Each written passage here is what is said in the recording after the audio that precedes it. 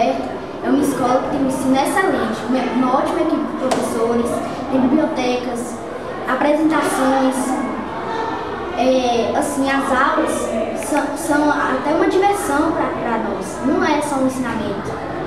Você sabe que era difícil, que ele conseguiu passar, mas eu achei fácil, porque eu me esforcei, quem se esforça não acha nunca difícil.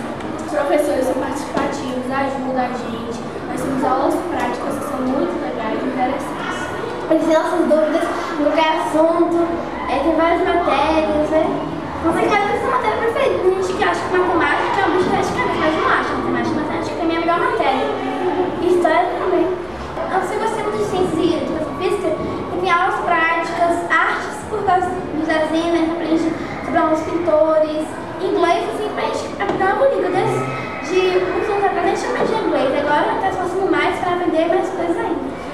Tem vezes que 50 minutos são pouco para a gente aprender bastante, porque acho que são muito interessantes.